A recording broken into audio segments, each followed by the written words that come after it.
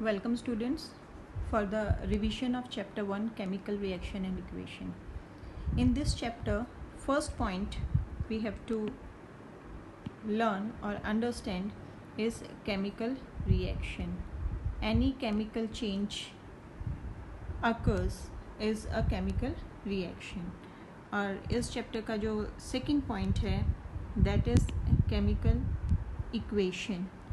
Chemical equation is symbolic representation of any chemical change is known as chemical equation. Now this is chemical equation. Symbolic representation of any chemical change is known as chemical equation. अगर आपको ये दो points clear हैं कि chemical reaction क्या होती है, chemical equation का मतलब क्या है, then come to the third point of this chapter, that is how to write a chemical equation. एक केमिकल इक्वेशन को लिखने के लिए हमें किन बातों का ध्यान रखना चाहिए. Now what we have to check in a chemical equation is the number of atoms. Left hand side we have to write the reactants and on right hand side we have to write the product, and in between we have to put an arrow. Number of atoms on both the sides of each element should be same. Clear? हम symbolic form में लिख रहे हैं reaction को, तो हम क्या करेंगे, केमिकल इक्वेशन को सिंबॉलिक फॉर्म में लिख रहे हैं. तो यहाँ हमारे पास सिंबल्स ऑफ दोज एलिमेंट्स और compounds are there in chemical equation. तो हम इन पॉइंट्स को ध्यान में रखेंगे कि हमें केमिकल इक्वेशन कैसे लिखनी है. जब हम केमिकल इक्वेशन लिख लेते हैं तो हम उसे बैलेंस करते हैं. Next point is balancing chemical equation. This is hit and trial method. Number of atoms on both the side of equation should be same. For example, the equation zinc plus H2SO4 will give zinc sulphate ZnSO4 and hydrogen. अगर ये एक word equation है तो ये एक symbolic representation in the form of chemical equation. The number of atoms should be same on both the sides. Hit and trial method. तो हम क्या करते हैं, right and left side reactions के अलग अलग एलिमेंट्स को चेक करते हैं, उनके एटम्स को चेक करते हैं, and we try to balance this reaction. Number of atom at the end of the balancing should be same. After that you have to check the types. There are 4 types of chemical reaction जो हमने की है इस chapter में. That is composition reaction, combination reaction and decomposition reaction. Combination, 2 elements combine together to form one compound. 2 or more compounds combine together to form a single compound is known as combination reaction. तो यहाँ पे 2 या 2 से ज़्यादा substances combine होंगे एक नया substance बनाने के लिए, तो हम उसको कॉम्बिनेशन रिएक्शन कहते हैं. Then we have the next type. इसमें चैप्टर में आप देख पाएंगे कि बहुत सारे एग्जांपल दे रखे हैं कॉम्बिनेशन के, जैसे यहाँ पे quick lime and water will give slake lime, carbon plus oxygen will give carbon dioxide, hydrogen and oxygen will give water. There are so many examples. With this we have to discuss decomposition reaction. Decomposition means a breakdown. When a compound is broken into smaller parts, we call it decomposition reaction. अब जो decomposition reaction है ये 3 types की है. Thermal decomposition, जिसमें हम heat कर रहे हैं, ठीक है. यहाँ पे हमने लाइमस्टोन को हीट किया, calcium oxide and carbon dioxide की फॉर्मेशन हुई, थर्मल डिकम्पोजिशन। सेकेंड एग्जाम्पल हमारी बुक में जो दिया हुआ है थर्मल डिकम्पोजिशन का वो है लेड नाइट्रेट। लेड नाइट्रेट को जब हम हीट करते हैं तो lead oxide, nitrogen dioxide and oxygen की फॉर्मेशन होती है। Now the next type of decomposition is electrolytic decomposition. Electricity is used to decompose the compound. In our book, water is the best example for that. Water decompose into hydrogen and oxygen. And the third type of decomposition reaction is photolytic decomposition reaction. In photolytic decomposition reaction, sunlight is used to decompose. Silver chloride breaks into silver and chlorine in this kind of decomposition. Now with these two we have to understand one more thing, that is exothermic reaction. Exothermic means heat is liberated in a chemical reaction. Four main type of reactions are there.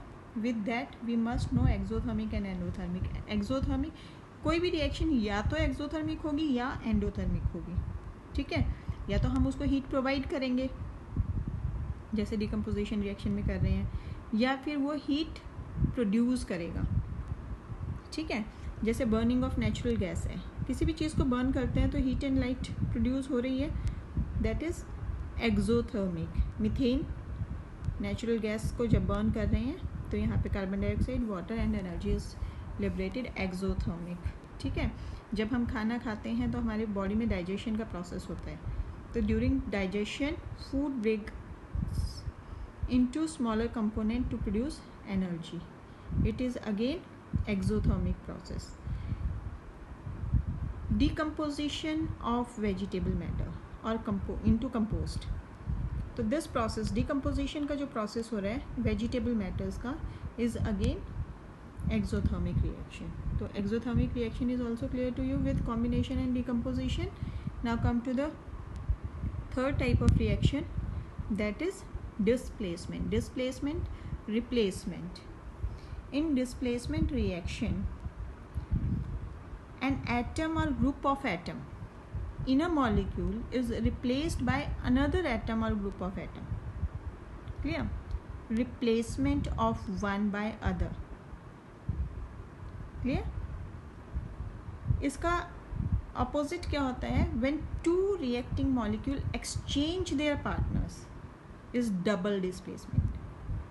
Displacement में क्या हो रहा है? एक element और एक atom दूसरे atom को रिप्लेस कर रहे हैं, और इससे नेक्स्ट हम जो करेंगे that is double displacement. Double displacement is exchange of ions. यहाँ पे आप देख पा रहे हैं डबल डिस्प्लेसमेंट रिएक्शन। तो double displacement reaction is exchange of ions in a solution. Clear? दोनों में आपको डिफरेंस क्लियर होना चाहिए। डिस्प्लेसमेंट में सिंगल जो एलिमेंट और एटम है वो दूसरे को रिप्लेस कर रहे हैं, यहाँ पर एक्सचेंज हो रहा है, both exchange there ions, double displacement. Example आपकी बुक में दिए हुए हैं, आप यहाँ से इसको लर्न कर सकते हैं मार्क करके।